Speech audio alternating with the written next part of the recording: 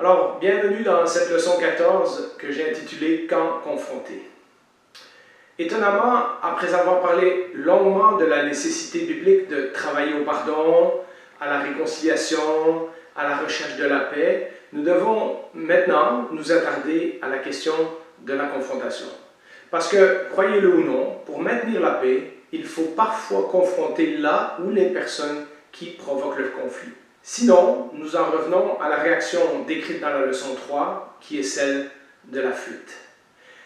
Évidemment, cette leçon aujourd'hui vient en 14e position parce que tout ce que nous avons dit précédemment doit être appliqué d'abord. Dans une culture de tolérance à tout prix comme la nôtre, il est bien difficile de même poser la question de la confrontation, mais c'est important de le faire bibliquement. Certains feront appel à tous les versets que nous avons cités au fur et à mesure des leçons passées. Proverbe 10-12 nous dit « La haine fait surgir des conflits alors que l'amour couvre toutes les fautes ». Nous avons lu dans 1 Corinthiens 13 au verset 7 « L'amour pardonne tout, il croit tout, il espère tout, il supporte tout ». Dans 1 Pierre 4.8, ça dit « Avant tout, ayez un amour ardent les uns pour les autres, car l'amour couvrira une foule de péchés. » Et donc, lorsqu'on voit ces versets, on pourrait penser que la confrontation est quelque chose qui n'est pas biblique. Cependant, couvrir ne veut pas dire de faire semblant de rien. Ça, c'est la fuite. Nous avons vu que le pardon est un acte volontaire de ne pas réclamer la justice qui nous aurait été due au profit de la relation avec l'autre personne. Mais il y a quand même un coût qui est payé par la personne qui accorde son pardon, c'est évident. Par contre, pour avoir une vision biblique plus juste, nous devrions aussi tenir compte des versets qui nous poussent à reprendre ou à corriger, différents mots sont utilisés dans la Bible, une personne dans certains cas. Et alors, peut-être d'autres versets vous viendront en mémoire. Vous connaissez peut-être Proverbe 27, versets 5 et 6. « Mieux vaut un reproche ouvert qu'une amitié cachée, et les blessures d'un ami prouvent sa fidélité, tandis que les baisers d'un ennemi sont trompeurs. » Mais surtout, ces versets qu'on trouve dans la bouche de Jésus et que nous avons vus de nombreuses fois auparavant. Dans Matthieu 18,15, vous vous rappellerez, c'était dans une des premières leçons, « Si ton frère a péché contre toi, va et reprends-le seul à seul. S'il t'écoute, tu as gagné ton frère. » Nous avons vu également dans Luc 17, versets 3 et 4, « Faites bien attention à vous-même. Si ton frère a péché contre toi, reprends-le, et s'il reconnaît ses torts, pardonne-lui. S'il a péché contre toi 7 fois dans une journée et que 7 fois dans la journée il revienne vers toi et te dise « Je me repens », tu lui pardonneras. Et puis, il y a encore ce verset dans 1 Timothée 5,20 où Paul exhorte le jeune Timothée « Ceux qui pêchent, reprends-les devant tous afin que les autres aussi éprouvent de la crainte. » Et donc, lorsque nous voyons ces deux genres de versets, la question devient alors comment savoir quand il faut confronter?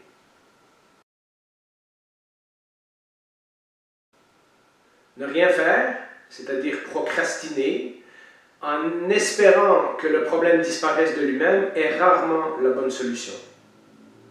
D'après les versets que nous avons lus, lorsqu'il y a une offense, nous n'avons que deux choix, ou couvrir la faute, ou confronter. La façon simple de le résumer est ainsi. Quand la faute est mineure, il faut la couvrir, c'est-à-dire pardonner sans la ramener à la surface. Et je vous renvoie pour cela à la leçon numéro 4 où nous avions dit comment agir dans l'amour. C'était une des attitudes qu'il y avait dans cette leçon. Mais quand la faute est importante, alors il faut reprendre ou corriger ou confronter, comme nous dit la Bible, le coupable parce que les conséquences néfastes peuvent être grandes. Alors, je vous propose une attitude pratique numéro 10 aujourd'hui que j'ai appelée « Quand confronté ». Évidemment, plusieurs de ces points sont un rappel de certaines choses que nous avons déjà vues avant et certains des versets et des attitudes pratiques que nous avons vues avant, mais j'aimerais quand même en faire un rappel ici et en rajouter quelques autres. D'abord, quand confronté, quand ça affecte notre service au Seigneur. Vous connaissez bien ce verset, nous l'avons vu à plusieurs reprises, Matthieu 5, versets 23 et 24. Si donc tu présentes ton offrande vers l'autel et que là tu te souviennes que ton frère a quelque chose contre toi, laisse ton offrande devant l'autel et va d'abord te réconcilier avec ton frère, puis viens présenter ton offrande. Nous en avons parlé également du point numéro 2, quand ça affecte notre relation avec ce frère, avec cette sœur, ou sa relation avec toute l'Église. Dans Matthieu 18, vous vous rappellerez, c'était aussi l'objet d'une autre leçon, versets 15 à 17, « Si ton frère a péché contre toi, va et reprends-le seul à seul. S'il t'écoute, tu as gagné ton frère. Mais s'il ne t'écoute pas, prends avec toi une ou deux personnes, afin que toute l'affaire se règle sur la déclaration de 2 ou 3 témoins. S'il refuse de les écouter, dis-le à l'Église. Et s'il refuse aussi d'écouter l'Église, qu'il soit à tes yeux comme le membre d'un autre peuple et le collecteur d'impôts. » Comme nous l'avons déjà dit, également, le but d'une telle confrontation, surtout lorsqu'on implique d'autres personnes de l'Église, est toujours d'amener le frère ou la sœur à la repentance et de restaurer la relation avec celui qui a commis la faute.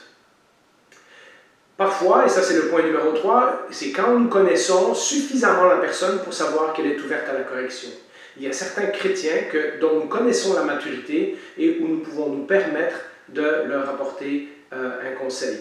Proverbe 9:8 nous dit « Ne reprends pas le moqueur si tu ne veux pas qu'il te déteste, mais reprends le sage et il t'aimera. » Alors la quatrième situation où confronter une personne, c'est quand la personne est prise par un péché ou une mauvaise habitude nocive. Certains de nos frères et sœurs luttent avec des choses dont ils ou elles sont parfois conscients et parfois non. Ils sont donc en danger de s'éloigner de la foi, de briser de relations ou même de subir des conséquences importantes suite à leur choix, suite à leur attitude. Et c'est dans ces cas-là que des versets comme le suivant prennent tout leur sens. Jacques 5, versets 19 et 20 nous dit ceci. « Mes frères et sœurs, si quelqu'un parmi vous s'est égaré loin de la vérité et qu'un autre l'y ramène, sachez que celui qui ramènera un pécheur de la voie où il s'était égaré sauvera une âme de la mort et couvrira une foule de péchés. » Et là, c'est un verset qui parle à des chrétiens. Ensuite, il y a le 5e point, le moment où la personne détruit son témoignage ou celui de l'Église. À ce moment-là, c'est important de les confronter et de ne pas les laisser continuer aveuglément dans ce chemin. De nombreux passages de la Bible nous mettent en garde contre les péchés qui caractérisaient notre ancienne nature et qui ne devraient plus faire partie de notre vie.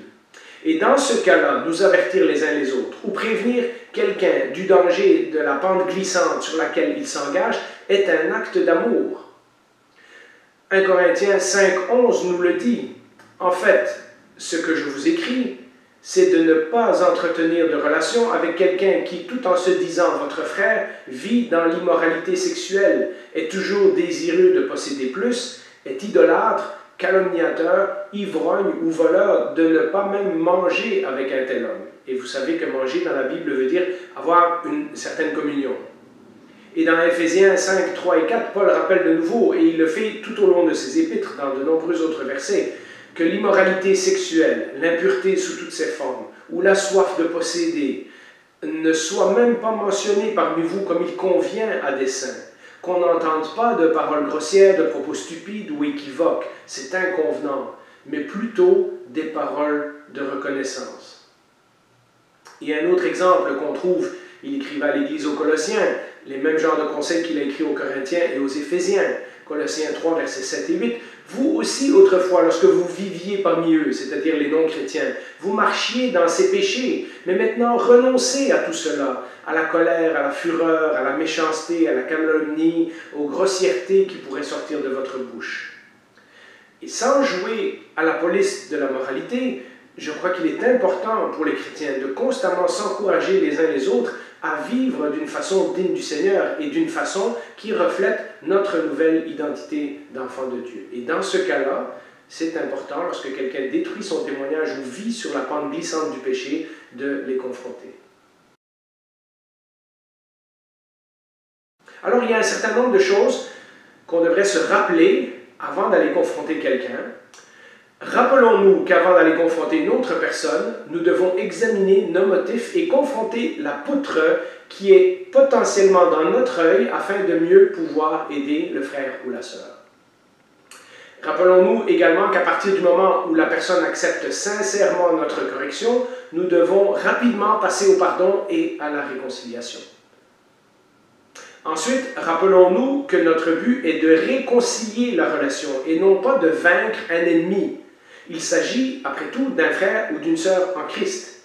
Et s'il y a un ennemi à vaincre, c'est le péché de la division que Satan essaye de semer parmi nous. Ensuite, quelques questions sages à se poser avant de confronter quelqu'un.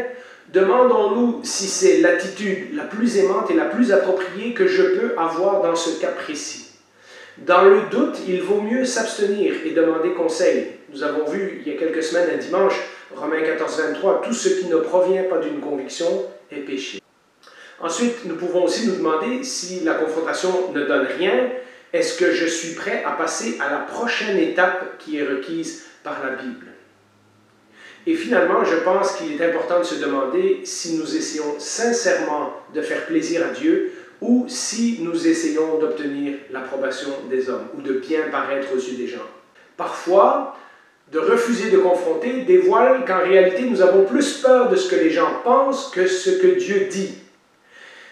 Mais parfois, de confronter avec la mauvaise attitude démontre notre orgueil ou notre sentiment de supériorité. Et donc, c'est pour ça qu'il est important de se poser ces questions. Et finalement, demandons-nous si dans ce cas précis, nous aurions besoin de conseils bibliques supplémentaires ou même de l'aide d'une personne plus expérimentée ou mieux formée. En conclusion, j'aimerais vous dire ceci. Nous pouvons ne pas aimer la confrontation. Et c'est vrai que les étapes pour y parvenir nécessitent une approche humble et une évaluation honnête de notre propre cœur. Mais des passages comme le suivant ne peuvent pas être compris d'une autre manière. Dans Galates 6, au verset 1, ça dit « Frères et sœurs, si un homme vient à être surpris en faute, et il parle à des frères et sœurs, donc à l'Église, vous qui êtes spirituels, donc plus matures spirituellement, redressez-le dans un esprit de douceur. Et ensuite, l'avertissement, veille sur toi-même, de peur que toi aussi, tu ne sois tenté. » C'est John Piper qui a fait cette citation et je la trouvais très appropriée pour la conclusion de ce message. Nous ne sommes pas appelés seulement à marcher dans la lumière, mais aussi à aider les autres à marcher dans la lumière. Alors, je vous laisse réfléchir et méditer sur toutes ces choses et je vous dis à la prochaine fois.